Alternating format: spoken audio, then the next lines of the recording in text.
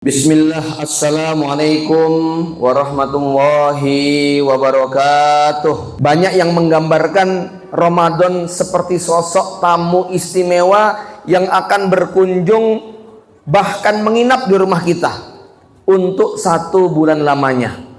Ini bukan sembarang tamu. Ini bukan level lurah, camat, bupati, bahkan bukan level gubernur atau presiden sekalipun. Dia lebih agung dari semua yang tadi saya sebutkan, karena sang tamu ini akan datang memberikan apapun yang kita butuhkan dan kita inginkan. Namun syarat dan ketentuan berlaku.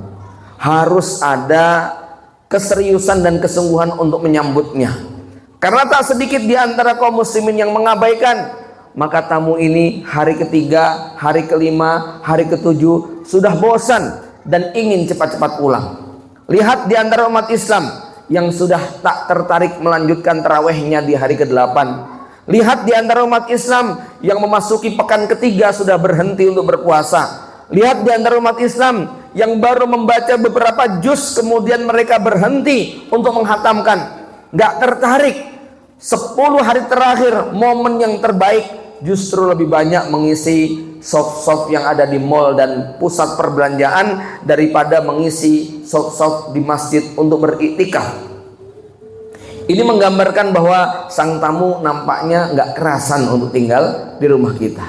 Nah, bagaimana membuat tamu ini sangat betah dan menikmati bersama kita? Tentunya kita dituntut untuk memberikan sambutan, persiapan yang maksimal sehingga tamu ini beristirahat di tempat kita sedemikian nyaman. Saya menggambarkan bahwa Ramadan ini mirip seperti mall raksasa yang menyediakan segala macam produk jasa yang kita butuhkan, yang harganya ancur-ancuran, diskonnya ugal-ugalan, bonusnya gila-gilaan, bikin kemecer bagi yang datang masuk ke dalamnya. Tapi kalau dia tidak tahu informasi tentang bazar Ramadan ini, dia nggak akan tertarik untuk datang, dan boleh jadi dia tidak akan membawa bekal apa-apa untuk memborong semua yang ditawarkan tadi. Kenapa? Nasib kita, nilai kita bukan ditentukan oleh momentum dan peristiwa, tetapi ditentukan oleh berapa modal dan bekal yang kita punya. 2 orang masuk mall, yang satu bawa duit 10.000, yang satu bawa duit 10 miliar. Nasibnya sama nggak, Pak? Beda. Yang bawa 10.000 keluar tetap perut keroncongan. Yang bawa 10 miliar bukan cuman kenyang, dia bisa traktir kawan-kawan, kalau perlu borong sama pedagangnya sekalian. Jadi ini tentang kita sudah punya bekal apa, sudah punya modal apa. Bagi yang tidak tahu informasi tentang mall Ramadan ini, dia nggak akan tertarik untuk masuk, apalagi berbelanja ke sana. Tapi bagi yang tahu, dia tuh udah kemecer ngelihat program-program, produk-produk, barang dan jasa yang disediakan. Bayangkan bapak-bapak, kalau ada mall yang menjual mobil Alphard 2024 harganya 100.000, bonusnya Avanza dan Innova. Misalnya, jenengan di rumah sudah punya 5 mobil, kira-kira borong lagi mboten, Pak? Borong. Ini kalau kita ngerti. Yang nggak ngerti mungkin milih jajan celok di luar, ya. Tapi yang ngerti itu isi kantong akan kita kuras untuk belanja habis-habisan supaya kita menjadi orang yang beruntung. Inilah yang dijanjikan Allah terhadap Ramadan. Bagaimana amalan wajib nilainya 27 kali lipat. Bagaimana ibadah sunnah nilainya sama dengan yang wajib. Bagaimana ada 1 malam yang lebih baik daripada 1000 bulan. Bagaimana ampunan, rahmat, kasih dilimpahkan oleh Allah tanpa batas. Lalu kemudian kita hanya nonton, gak mau ikut rebutan, sungguh merugi. Maka Rasulullah SAW kemudian bersabda, "Atakum Ramadan, syahrun mubarak." Telah datang kepada kalian Ramadan, bulan yang penuh berkah. Faradallahu alaikum siyamahu. Allah mewajibkan kalian untuk berpuasa. Fihi tuftahu abwabus sama wa tughlaqu abwabul jahim. Pada bulan Ramadan, pintu langit, pintu surga dibuka lebar-lebar, pintu neraka ditutup rapat-rapat. Wa tughallu fihi maradatus syayatin. Setan-setan akan dibelenggu. Begitu mudah kita untuk beribadah, begitu ringan kita untuk berderma, begitu gampang kita untuk qiyamul lail, begitu enak kita menghatamkan Quran. Tughallu maradatus syayatin fihi lailatun khairun min alfi syahrin. Pada Ramadan ini ada satu malam yang lebih baik daripada 1000 bulan. Faman hurima khairaha faqad hurima, maka orang yang diharamkan dari kebaikan Ramadan, sungguh dia telah diharamkan dari segala bentuk kebaikan. Bapak Ibu yang dirahmati Allah Subhanahu wa taala, kita akan coba eksplor apa daya tarik sehingga kemudian kita punya persiapan.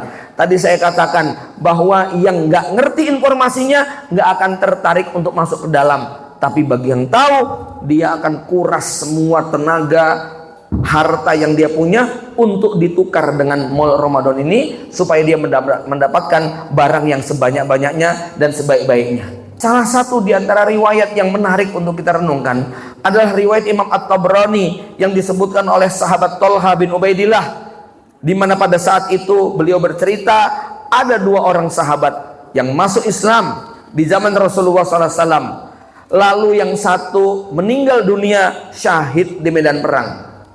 Kalau kita baca hadis-hadis tentang keutamaan mati syahid di medan perang, Masya Allah, bagaimana diampuni dosanya dari sejak tetesan darah pertama, bagaimana dia terbebas dari siksa mungkar nakir, terbebas dari azab kubur, terbebas dari keguncangan hari kiamat, dikenakan mahkota yang lebih baik daripada dunia dan seisinya, dijodohkan dengan 72 bidadari, diberi kesempatan memberi syafaat kepada 70 anggota keluarganya. Ini diantara yang dijanjikan Rasulullah kepada orang yang mati syahid di medan perang.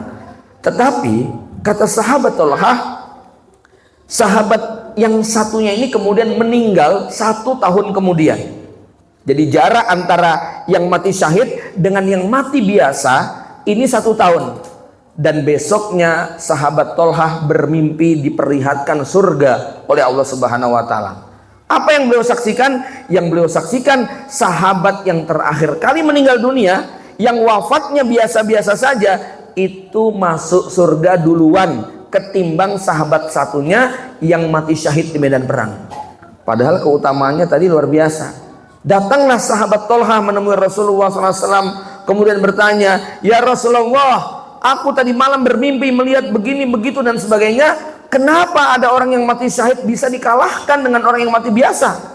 Maka Rasulullah SAW bersabda, "Apakah kamu tidak ingat bahwa sahabatmu yang mati belakangan itu sempat ketemu bulan Ramadan, sholat tarawih di dalamnya, berpuasa sepenuhnya, dia sekian ribu rakaat dia lakukan tanpa dilakukan oleh sahabat yang sebelumnya. Yang sebelumnya nggak sempat ketemu Ramadan. Itulah yang menyebabkan dia mendapatkan keutamaan, karena sahabat yang meninggal mati syahid tadi tidak sempat ketemu dengan Ramadan." Masya Allah. Ada 4 bekal dan persiapan yang harus kita punya. Persiapan pertama adalah zadul ilmi. Pengetahuan akan sangat menentukan semangat dan kekuatan yang kita punya. Energi seseorang akan bangkit tergantung informasi dan pengetahuan yang dia miliki. Nih kaidah dasar yang saya buat, seseorang sangat ditentukan dengan apa yang dia tunggu. Kalau dia sedang menunggu sesuatu yang besar, dia akan punya energi, dia akan punya kekuatan. Tapi kalau yang dia tunggu itu sesuatu yang remeh, maka dia nggak punya selera dan nggak punya gairah. Ada riwayat yang menyebutkan man fariha bimaji'i Ramadan dakhalal jannah. Siapa yang bergembira dengan datangnya Ramadan, dia masuk surga.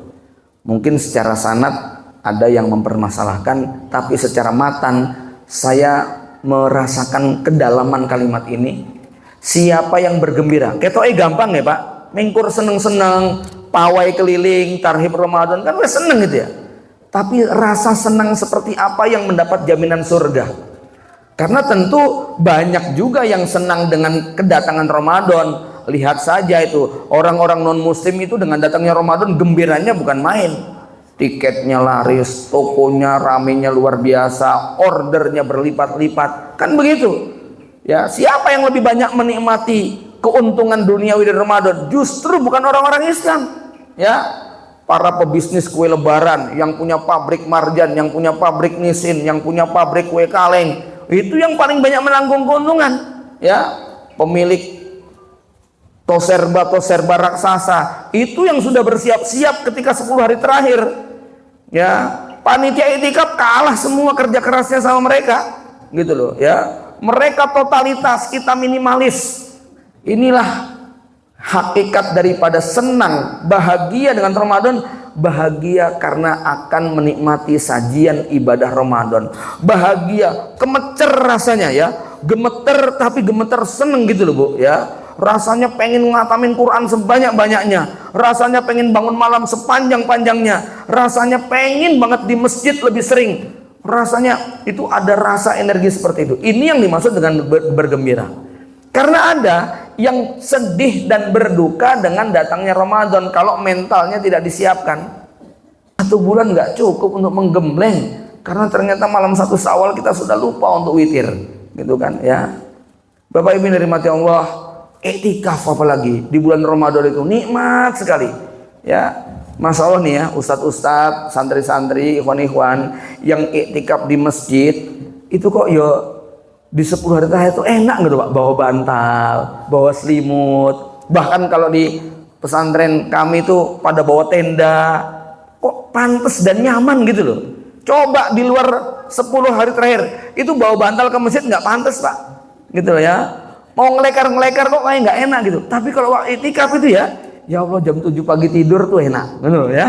Jam 8 itu pules tuh enak gitu ya. Di masjid itu nyaman banget rasanya. Itu nek di luar 10 hari terakhir nggak enak Pak. Artinya apa? Kalau nggak pernah mencicipi nikmatnya iktikaf di luar Ramadan lebih nggak bisa lagi, gitu loh ya. Coba aja tanggal 2 Syawal tiduran di masjid terus gitu, nggak enak gitu kan ya. Renek jajanan gitu loh Pak. Ya. Itu enaknya lebaran jalan-jalan kan gitu. Di masjid sudah rasanya kok beda. Tapi kalau 10 hari terakhir Ramadan tuh Masya Allah. Maka kalau di bulan Ramadan nggak bisa iktikaf, di luar Ramadan lebih nggak bisa lagi. Di bulan Ramadan kok nggak bisa sedekah, di luar Ramadan lebih nggak bisa lagi. Di bulan Ramadan kok kita nggak bisa memperpanjang Qiyamul Lail, di luar Ramadan lebih nggak bisa lagi. Ramadan menjadi momen bagi kita, karena memang di situ pintu surga dibuka, pintu neraka ditutup, setan-setan dibelenggu, sehingga kita enteng banget untuk bisa beribadah. Yang ketiga, bekal yang tidak kalah pentingnya, sehingga dari tadi diomongi yayasan karo Pak Lurah, Pak Camat ya. Apa? Bekal finansial. Ini bekal yang paling pokok. Jangan remehkan bekal harta di bulan Ramadan. Anda akan menjadi investor kebaikan kalau diberi rezeki yang berkelimpahan. Ya, secara teori di bulan Ramadan itu makan kita yang 3 kali jadi 2 kali. Makannya berarti berkurang, tapi anggarannya nambah atau kurang Bu? Nambah. Ada banyak alasan kenapa di bulan Ramadan yang makannya berkurang kok anggarannya malah nambah. Ya. Satu yang pasti, Ramadan itu kira-kira harga kebutuhan pokok naik apa turun Bu? Naik semua, itu kan ya. 2, walaupun kita realitanya makan cuma 2 kali sahur dan berbuka, tapi pengen yang spesial, istimewa. Ya, supaya semangat sahurnya hari pertama rendang, hari kedua ayam bakar, hari ketiga tengkleng, hari keempat ya, hari ketujuh anggarannya ya Allah, gaji suami 7 koma, hari ketujuh sudah koma, gitu loh ya. Ini Ramadan butuh bekal finansial. Tapi bukan cerita tentang kita butuh mudik, butuh baju baru, tetapi ada tawaran-tawaran yang sangat luar biasa dari Rasulullah SAW tentang bekal finansial. Bagaimana Rasulullah SAW bersabda, "Man aftara sha'iman kana lahu ajru mislu man shoma duna ayyang qussa min ujurihim syai'a." Siapa yang memberi berbuka kepada orang yang berpuasa, dia akan mendapatkan pahala orang yang berpuasa itu tanpa mengurangi pahala dia. Dan bukan cuma pahala puasanya, sholat malamnya, tilawatul Qur'annya, zikir pagi petangnya, ya, itu semua akan menjadi milik orang yang memberi berbuka puasa. Betapa beruntung dan bahagia kalau kita Ramadan bisa puasa penuh plus setiap hari memberi berbuka kepada orang lain. Yang dikasih berbuka ustadz sama santri, ngajinya pol-polan, 15 hari hatam 5 kali. Masya Allah, itu pahalanya buat investor tadi. Dan ini urusannya adalah yang punya duit, begitu kan ya. Yang gak punya duit gimana Ustaz? Ya, saya ditanya, Ustaz, di antara bekal ilmu, bekal mental, bekal finansial, dan bekal fisik. Nomor 3 yang terus terang saya sedih, Ustaz, gitu ya.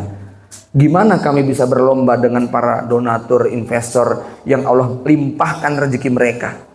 Maka saya katakan ada banyak cara, ada banyak riwayat, tapi satu riwayat yang barangkali ini akan menggerakkan hati kita, di mana Rasulullah SAW bersabda, diriwayatkan dalam hadis Sahih Bukhari Muslim, barang siapa yang diamanahi harta oleh seseorang untuk disampaikan kepada yang berhak menerimanya, lalu dia tunaikan secara sempurna tanpa mengurangi dan mendoliminya, fahuwa ahadul mutasaddiqain, maka dia setara dengan yang bersedekah. Dia termasuk orang yang ikut bersedekah, menjadi influencer, menjadi makelar, menjadi panitia yang menyalurkan dana umat kepada pihak yang tepat, maka Anda terlibat di dalam pahala mereka.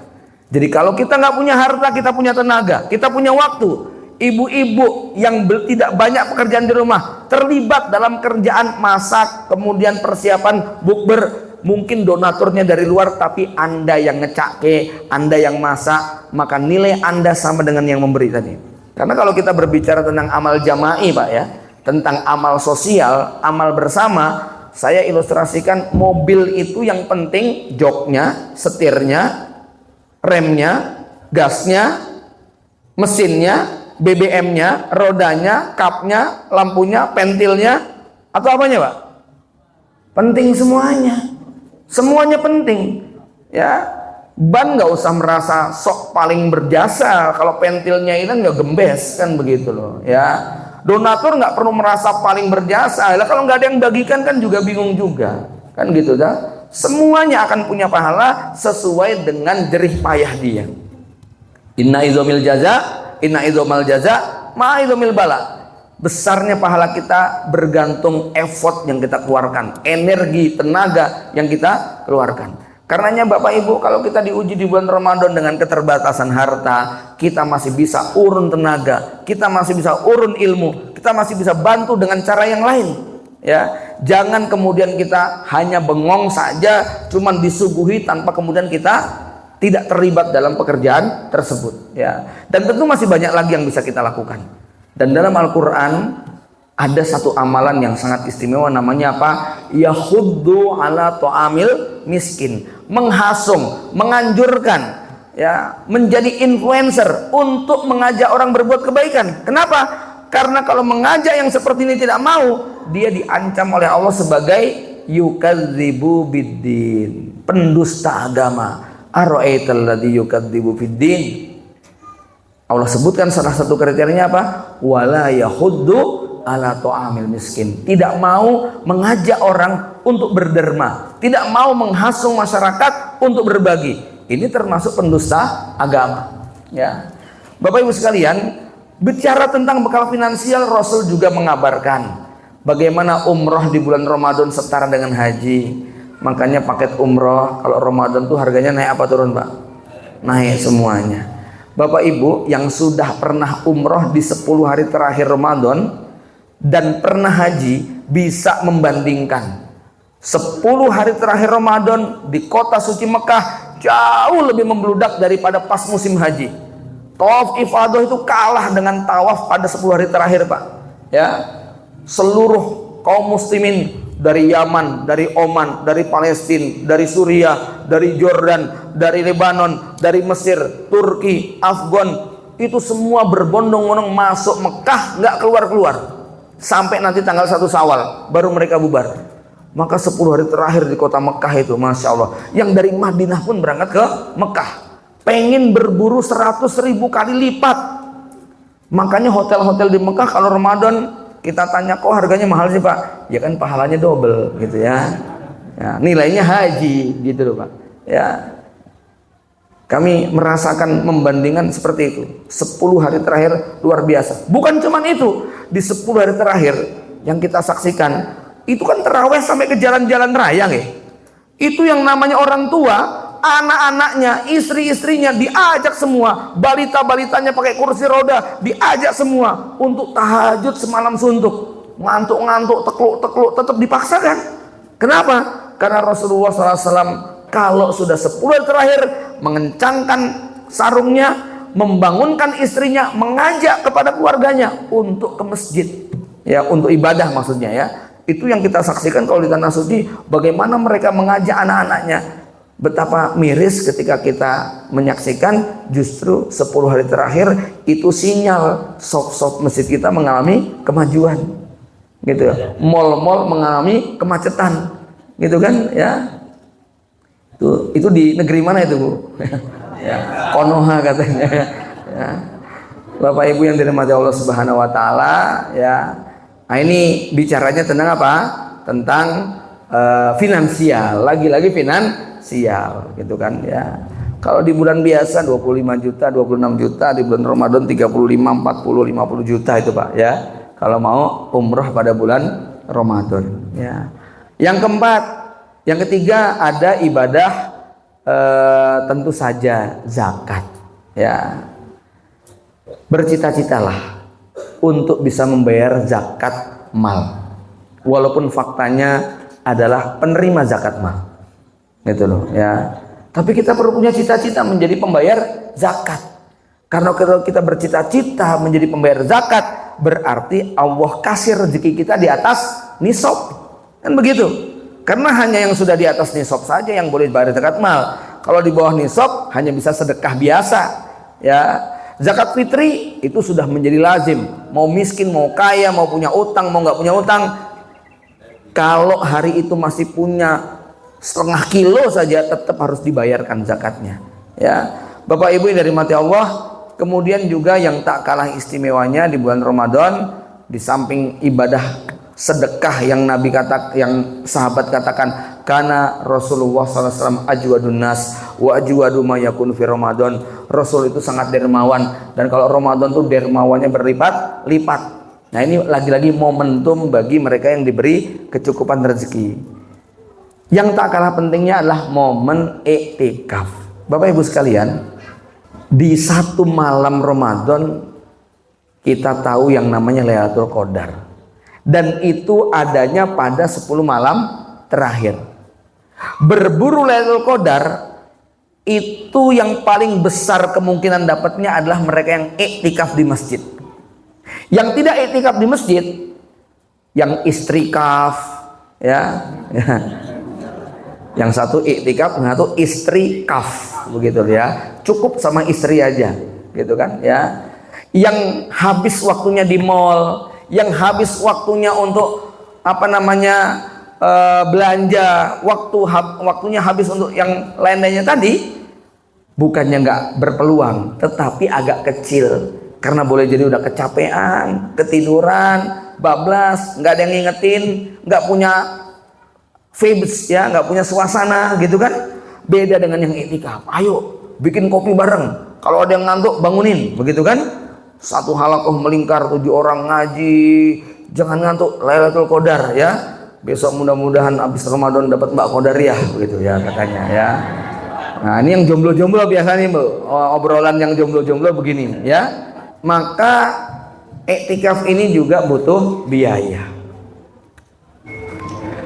Kalau ada yang iktikaf karena pusing dengan urusan rumah tangga, karena rengekan dan tangisan anak-anaknya, karena rewelnya sang istri nuntut ini nuntut itu, lalu ada suami yang pergi meninggalkan rumah dengan alasan untuk iktikaf, padahal motifnya adalah nggak pengen pusing dengan urusan rumah tangga, cari masjid yang gratisan, gitu loh ya.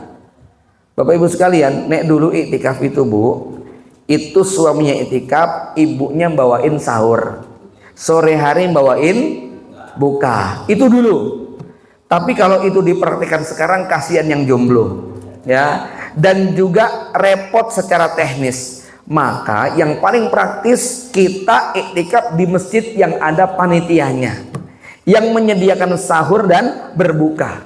Tetapi beberapa masjid memang membuka, namun ada anggaran biayanya.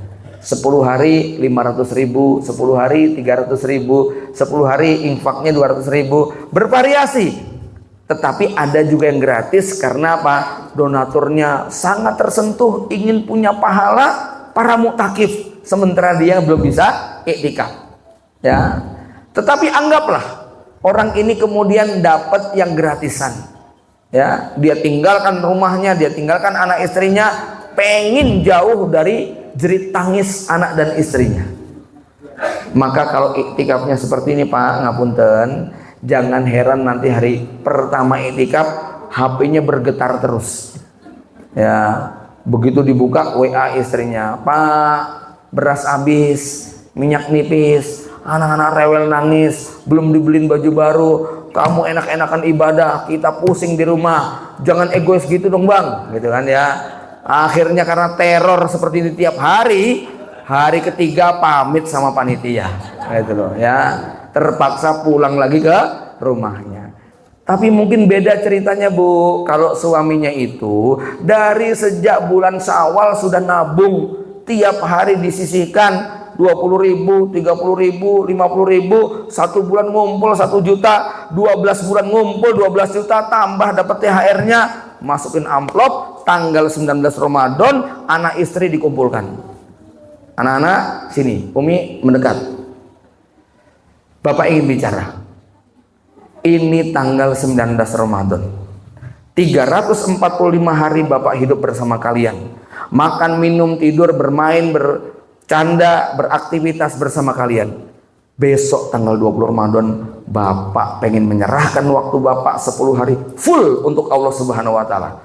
Bapak mau iktikaf di masjid sana. Ya, agak jauh dari sini. Tolong jangan diganggu, jangan dikasih kabar yang nggak enak ya. Bapak pengen totalitas ibadah. Umi sini, jangan khawatir. Wah, amplopnya kasih. Nih, ya. Dibuka 15 gepok itu ya.